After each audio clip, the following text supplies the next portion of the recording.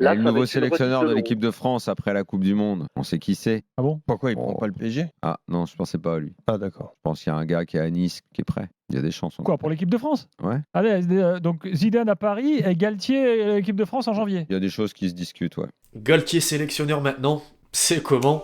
L'équipe, j'espère que vous allez bien. Aujourd'hui, les temps sont durs pour l'équipe de France à peu près 4 mois de la Coupe du Monde 2022. Lors de ce rassemblement, les Bleus n'ont tout simplement pas réussi à nouer avec la victoire. 2 nuls, 2 défaites et une non-qualification assurée pour le dernier carré de la Ligue des Nations.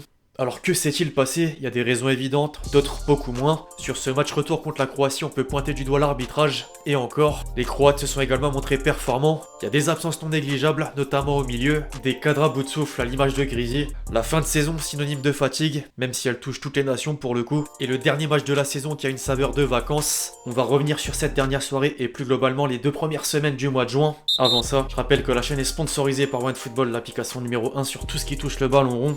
Place au mercato à présent, c'est gratuit et dispo dans la description. Tant qu'à faire, pensez à lâcher votre meilleur pouce levé, histoire de m'aider concernant le référencement. Merci à tous ceux qui le feront.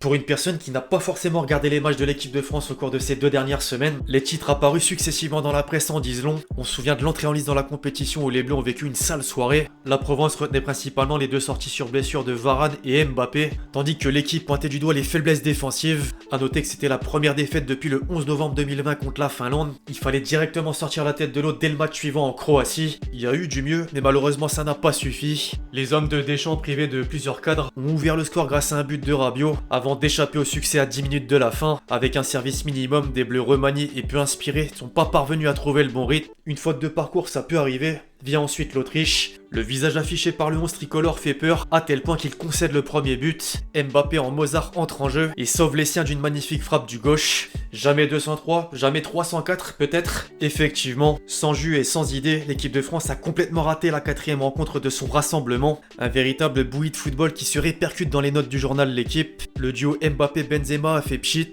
Au vu du nombre de matchs joués en club, on peut les excuser. Par contre, sur les côtés ou encore au milieu, aïe aïe aïe aïe aïe. L'entrejeu des Bleus était catastrophique, tant Rabiot, Camara que Guendouzi. Sans Pogba et son acolyte Kanté, c'est tout de suite plus compliqué. On a vu très peu de créativité dans ce secteur de jeu. Les 2 Marseillais, un encore actif aujourd'hui et l'autre sur le dernier exercice, ont pas vraiment convaincu. Le nouveau joueur d'Aston Villa manquait d'inspiration, ce qui lui a valu d'être remplacé par Tchouaméni en seconde mi-temps. Monsieur 100 millions d'euros s'est démarqué un peu plus. En défense, j'ai une énorme interrogation. Pourquoi est-ce que Koundé est encore positionné dans un rôle de latéral droit qu'il n'affectionne pas? C'est évident en fait, le défenseur central de Séville est dépassé défensivement et ne se projette quasiment jamais offensivement. Et alors le pire du pire, c'est de le faire sortir pour mettre Pavard, une décision qui vient évidemment du sélectionneur Didier Deschamps. J'ai l'impression que Dédé est complètement perdu. Il n'y a qu'à voir les changements de système opérés sur les 4 matchs. Face au Danemark, le 3-5-2 avec Coman en piston était choisi. Dans la foulée, on a eu la réapparition du 4-2-3-1 lors de la première confrontation contre la Croatie, puis l'Autriche. Avant de finir sur un 4-4-2, l'intéressé a quand même tenté de s'expliquer. Je cite, « J'ai commencé en 4-3-3, je suis passé en 4-4-2 en deuxième mi-temps pour qu'on utilise plus la largeur contre une équipe dont le triangle du milieu est une force. Mais au-delà des systèmes, il y avait une énergie tellement supérieure chez l'adversaire qu'il est dur de lutter. On n'avait pas les moyens sur ce match. On mettra ça sur le compte de l'épuisement encore une fois. Et alors je vais sans doute faire une fixette car on évoque un Lensois. Or, Klose n'a pas été titularisé une seule fois et n'a joué que 14 minutes au total. 14 minutes. Ça préfère mettre Koundé ou insister sur Pavard. Il y a un problème, c'est plus possible. En face, désormais, si la Croatie l'emporte, elle peut en partie dire merci à son milieu de terrain. Les 3 éléments du secteur méritent les honneurs pour leur impact. En un mot, maîtrise. D'abord l'homme du match, l'infatigable Modric, auteur du seul et unique but de la rencontre. Il a distribué beaucoup de ballons et créé des actions avec sa qualité de passe. Le tout à 36 ans tout de même, faut le rappeler. Kovacic, qui a coupé de nombreuses trajectoires de passe et cassé les attaques adverses. Idem pour Brozovic. Le joueur de l'Inter était très actif à la relance ainsi que dans la construction des offensives de son équipe. Sans oublier la récupération, où parfois il va même jusqu'à faire faute. Nkunku s'en souvient bien. Pour revenir à nos moutons et ce qui n'a pas fonctionné chez les Bleus, on peut aussi parler de fait de match à chaque fois. Sur le deuxième but concédé face au Danemark, Théo Hernandez couvre l'attaquant qui n'est malheureusement pas hors jeu et peut aller au but. Ensuite est inévitablement la faute de Klose qui donne le pénalty égalisateur en Croatie. Ou encore cette faute de Konaté au Stade de France qui permet à la Croatie de mener au score dès la 5e minute de jeu. Certains diront que ce sont des excuses, d'autres non.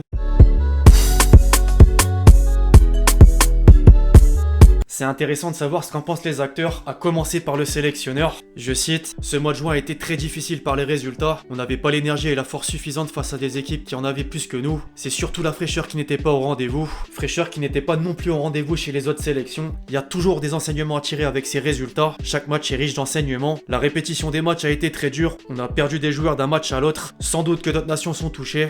Il le dit enfin, il était temps. Chouameni ensuite. C'est sûr qu'en venant pour ce rassemblement, on avait d'autres ambitions. Après, je pense qu'il faut pas non plus s'inquiéter. C'est vrai qu'on a été défaillant sur certains aspects du jeu, mais il y a aussi des choses qu'on a bien fait. Mais c'est sûr qu'avec le maillot de l'équipe de France, on se doit de faire mieux. Oui mais, ça veut dire qu'on doit travailler encore plus. 3 systèmes différents synonymes de perte de confiance. Pas forcément, ce sont des matchs de préparation, il a voulu tester des choses, maintenant il faut tirer les enseignements au niveau du système et de ce qu'on a fait. On parle quand même de match officiel de Ligue des Nations. Enfin Kipembe, avoir un stage avec 4 matchs et en gagner aucun, c'est forcément décevant. Le contexte n'était pas facile mais nous sommes très déçus, nous n'avons pas démérité sur le match. Il marque sur un fait de jeu mais on retient que c'est insuffisant, il a manqué beaucoup de choses. Presco est un peu plus objectif.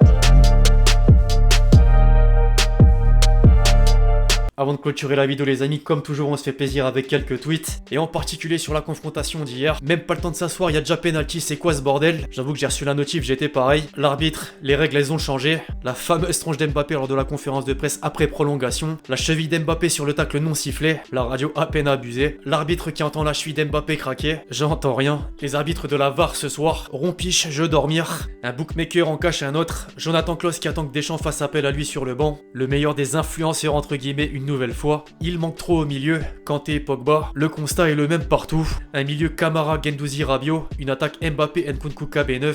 2 lignes, 2 ambiances. C'est le cas de le dire. Mbappé et Benzema, les pauvres, ils passent de Verratti et Modric à Rabiot et Guendouzi. Là, ils pensent qu'à leurs vacances. Ils y sont à présent. Le ballon du coup franc de Kylian Mbappé a été retrouvé en Jordanie. Le gamin. Quand tu regardes par la fenêtre de chez toi, voir si le coup franc d'Mbappé n'est pas dans ton jardin, c'est pas demain que Kiki sera officiellement tireur de coups de pied arrêté. Pourquoi on fait pas rentrer Giroud?